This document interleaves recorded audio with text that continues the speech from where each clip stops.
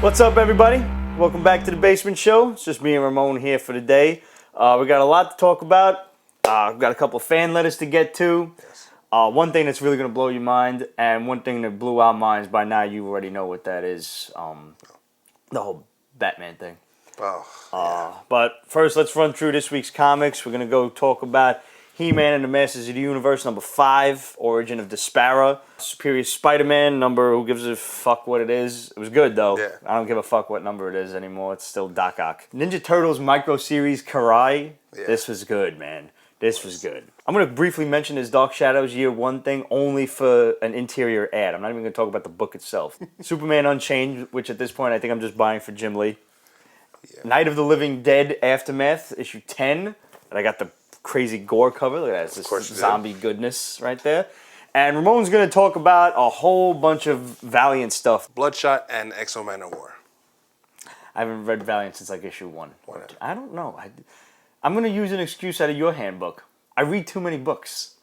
And I read slower than you do. Yeah. So, guys, look what we got. See what those are? That is 4 3-day passes to Comic-Con. We are going to be giving out in sets of 2. It's dangerous to go alone. Take this. So make sure you stay tuned in to the Pete's Basement Show for details on these contests, when they start, how to enter, and how you can win. So we got some letters from the fans over the course of the week. We got Chad Meadows over here, who's been a fan since 2010. Says he's never seen a bad show. Thank you, Chad, for always tuning in. And Ramon's going to have a special present for you later on in the show. We got Aaron Glover, who hit us up, wants to know if we're reading Uncanny from Dynamite. Aaron, we actually did review issue 1 of that when it came out. It was like a month or 2 ago. It's up to issue 3 now. Yeah. Look forward to a review coming probably soon when maybe issue 4 comes out. Yeah. If it concludes with issue 4 or if it's going to go further than that, we'll see. At this point, it looks like it's going a little past 4. So, which is fine. But we actually are really enjoying the book. And those of you out there who have not picked up Uncanny, get it. This dude basically like just touches somebody for a couple seconds and he gets not only their memories, their thoughts, but also any kind of like skills that they have. If he needs a quick shave, he'll go touch a barber, so he saves himself $13. In the first issue, we fought this dude that was like a Taekwondo master, and he kicked his ass with his own moves. What? Shave. Quick shave. What? No. I'm just saying. Francisco Rodriguez from YouTube hit us up when we were talking about our favorite Batman covers, and he said, check out the Variant D cover to Batman number 21. I did. That was a cool cover. I took a look at it this week. Thank you, Francisco, for that little piece of information. It's about a $20 variant. It's a cool shot of this Batman's face in like this blue kind of tint. Looks like maybe like watercolor or ink or something. It's pretty cool.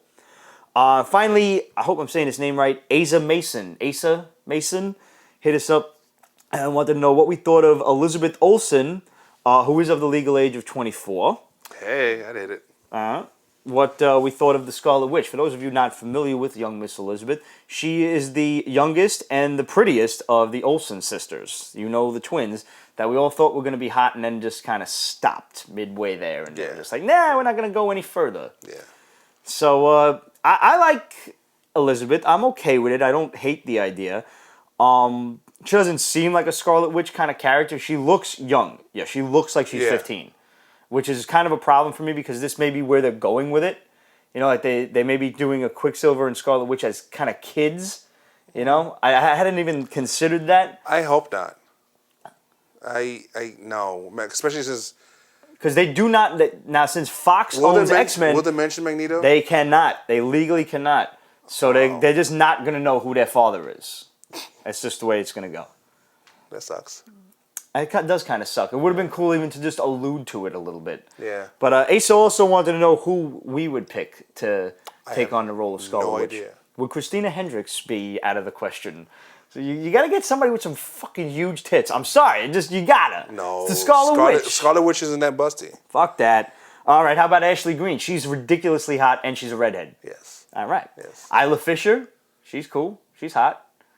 The girl from, what the fuck is that shit? Wedding Crashers. Ooh. The crazy one. Yeah. Oh, yeah. She's married to Sacha Baron Cohen, Borat. Yeah, I don't know how he got that. Yeah. Gemma Arterton, something. She's hot. I don't know how to pronounce her name, but she's hot. I think they should go over nobody. What? A new person, somebody, Oh, nobody. an unknown. But I thought you would go. I thought you were channeling fucking Homer's Odyssey. It was like we're gonna go with nobody. Nobody is playing the Scarlet Witch. What? I got some fucking culture, man. Don't give me that look. And you either. Homer's Odyssey. Stop playing. What's up, man? I like if you're gonna go with a younger route, Mary Elizabeth Winstead. She was from Scott Pilgrim vs. the World. She's cute. She's cute, but I don't think she's really Scarlet Witch. So, let's talk Masters of the Universe. You did not know? I didn't pick up on her fucking name. All I kept thinking, this is the bad bitch, and I kept on reading, and it just slipped after reading 40 books a week at least. That was She-Ra. I mean, I know I'm a He-Man nerd, so yes, like, you are. I love He-Man. I bled He-Man in the 80s. Yeah. And like, just I knew it was Adora, so this is actually a lot of fun for me to talk to somebody who didn't realize that this was going to be He-Man's sister. Right over my fucking And head. obviously now because I've been wondering for some time, where is this going to sit in He-Man, in the He-Man mythos? And obviously they're taking it from the end of the He-Man series, but completely ignoring She-Ra, Princess of Power, the season and a half or so that came afterward. Good. I'm surprised they're doing that because, He-Man guest starred in a few episodes, but they're staying basically true to the origin. Yeah.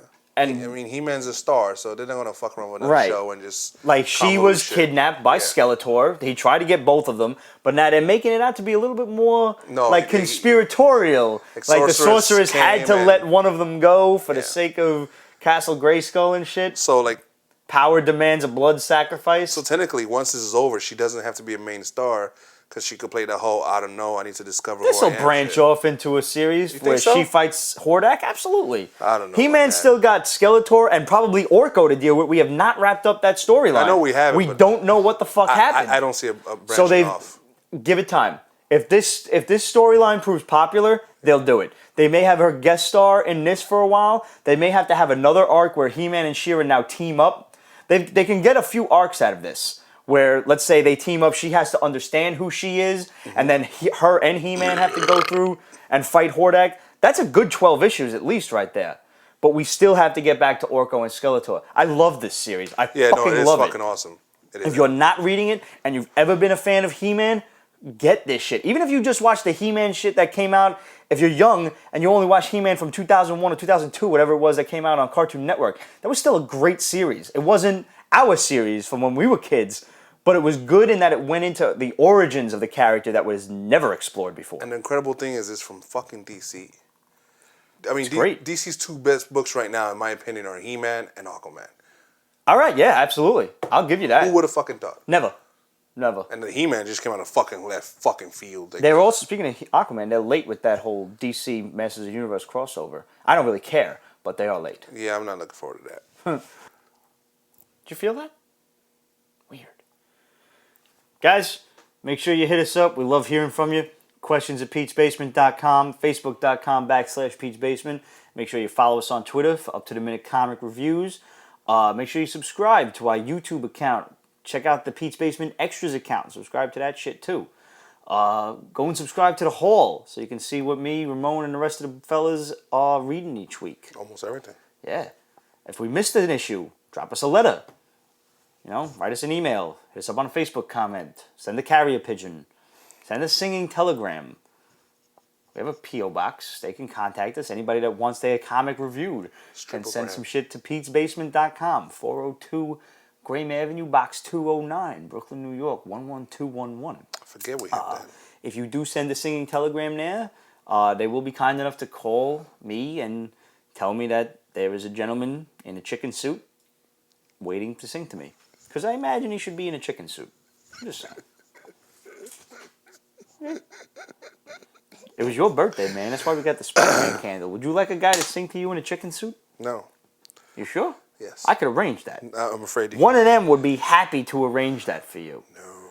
Guys, would you like to send the chicken suit dude singing to Ramon happy birthday? Cumpleaños feliz. Ah, fuck yeah. We'll see you guys next week.